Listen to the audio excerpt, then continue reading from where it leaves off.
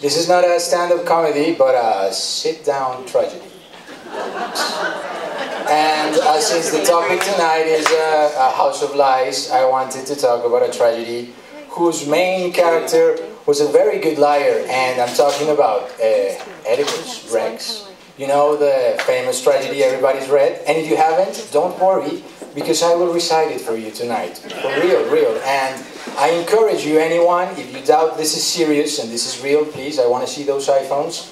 Go to Sophocles.com or whatever and check that I'm actually telling the story that Sophocles wrote in 481 BC.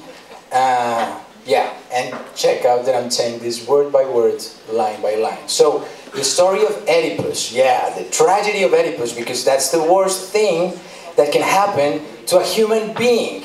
I mean, I don't wish that fate upon anyone, not even the shark that bit me and left me like this. But that's another story. And his story was so hard, precisely because Freud, several centuries later, did a bunch of psychoanalytic theories based upon his case, and everybody's heard about the Oedipus complex. But here's the thing: Oedipus didn't have an Oedipus complex.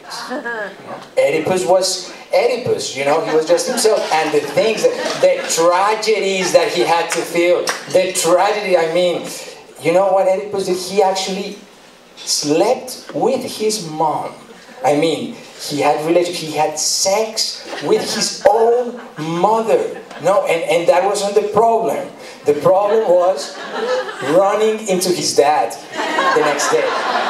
Oh, Dad, I'm so sorry, you know, I had some drinks, and you know how my mom gets, you know? I'm so sorry, Dad, I screwed up, Dad, I'm sorry. You screwed up? No, you don't only screwed up, you left her pregnant. He left his own mother pregnant, imagine that. Now, his sons were also going to be his siblings. And so they were going to fight him for the inheritance. No, poor Oedipus. Anyhow, after that, you know, he just went falling back, depression. Even his friends were there to support him and say, hey, Oedipus, come on, everybody got some shit on their back. You can do this, you know. Have something to eat, you know, drink some juice, or no. Oedipus didn't want nothing to do with food after sleeping with his mother. Nothing to do with food. And so he went falling back, depression after depression, until one day he got up and said, no, enough. I can't go on. I have to leave Greece. I have to live abroad. And so he left. And he came here to Chicago. No, really, check out Sophocles, verse 735. He came here to Chicago, and how did he came here? He took, listen to this, he took the same plane that Jesus took when he came to Utah. Really, no, this is serious. Ask any Mormon, this is very serious. And so he came right here to Chicago. It was a terrible winter, snowstorms every other day. Blizzards, he got a cold, and he was accustomed, you know, to the Mediterranean shores and whatnot. And so, the very next day he said, no, I can't do this. I'm going back to Greece. And he took the plane back, and, but, you know, traveling back then was very time-consuming, a lot of trouble, so there was many delays. When he got in Frankfurt, they closed the airport. So he had to wait there, and it was so troublesome. In fact, Sophocles is very precise in this. Oedipus left in February, Chicago, and arrived in Greece in December. And how did he knew it was December? Because when he got to Athens, to his neighborhood, everybody was having a New Year's party, and everybody was dancing and falling around outside and having fun. Even his mother was there, Yocasta. She was making really good cranberry sauce. But not only her, I mean, everybody was there dancing, having fun.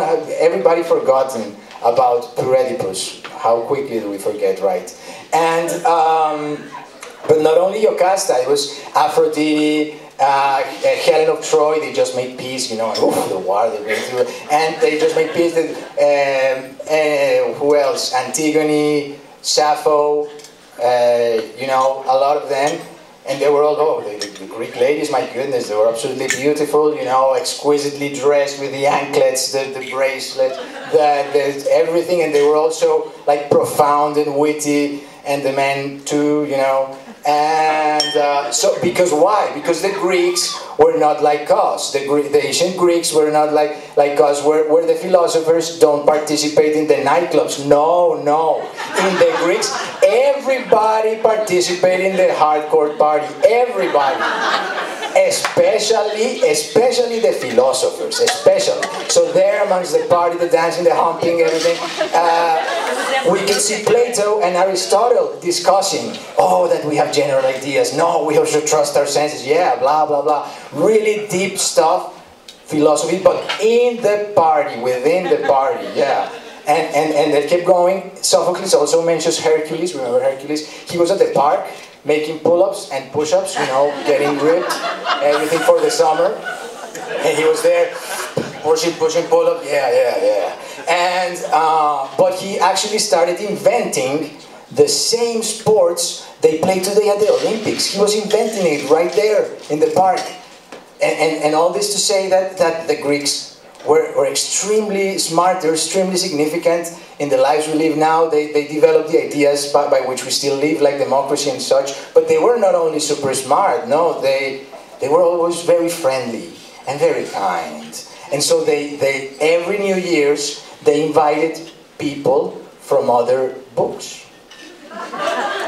Yes, they went, they called other books and say, hey, why don't you come here? No, really, Sophocles. This is serious. So that year they invited fellows from the Bible. They called the guys from the Bible, hey, we have this New Year's party, why don't you come here? And they came to the New Year's party. Sophocles talks about Noah, that he came rather tipsy, you know, he liked a little bit this too much, he picked it at the ark, you know, who wouldn't? And he was there, Cain was there. Oh, Cain, oh my God, that was a bad guy, really bad guy, serious bad Cain. He came around with a strange looking buddies from the Tijuana cartel. Really, no, I know. And he was working for El Chapo at that time. For real. This is what can we do? It's the facts of history. Cain was there too, and Sophocles especially mentions Samson. Remember the mighty Samson? Especially mentions him because he's the first one to notice that Oedipus is coming through the door. You know, Samson was blind, he couldn't see, but he had the keenest sense of smell, and he smelled some German sausages that Oedipus brought from Frankfurt in his delay. Really, you see everything ties up, everything makes sense in this life. And he smelled the German sausages, and he said, Oedipus, you are here. And everybody just turned around and said, wow, Oedipus is here. All his buddies rushed to the door to greet him. Yo, Oedipus, what's up, man? How was Chicago? Did you get the Nike shoes? I asked him. And, but Oedipus, after what he's been through, no, he wasn't going to take that grab. So he went straight into the restroom and locked the door. He needed a time for himself. After all that traveling, he went and locked himself in the door. But, you know, since the Greeks were so, ancient Greeks, very muscular, husky men, everybody's in Sparta, you know, this is Sparta, we all have a six-pack and pectorals, and they could break in the door very easily. So Oedipus was very wise. He took a broomstick, check this out, he took a broomstick and made a wedge with the door so they couldn't break in. And when he was there in the solitude of the party's restroom, Oedipus looked at himself in the mirror, and he saw himself changed. Why? He was so changed. What happened to my eyes? What happened to my hair? What happened to my hair? And he was so sad. He began to cry and cry, precisely because his buddies always told him, Oedipus, man, you're the best. You know what? Never change. Stay like that. But Oedipus changed. He actually changed. So he was really sad, you know. And he began crying and weeping and weeping and weeping until he had no more tears. He ran out of tears. He couldn't have any more tears. And when he realized that he didn't have any tears left, guess what he did? He tried to cry more. but he couldn't. So in that precise moment, this is a climactic moment in the tragedy, go to Sophocles, he can't cry anymore, and so he looks at the mirror and he comes with this famous philosophical maxim that Sophocles immortalized in his verse, and says like this, and I quote, Oedipus said, "To cry without tears, what a load of bullshit." I mean, how can you top that? Well, I mean, that is profound. I mean, I'll never understand. And how can you top that? But what's the thing? Oedipus actually topped that. He actually took it to make it a notch higher. And how? Well, after saying that, Oedipus He plucked his own eyes out, but not with the help of a razor or a toothbrush. No, like some nails like King Lear. No. He, with his own bare hands, he plucked his eyes out. Really, and that's not easy. I have tried.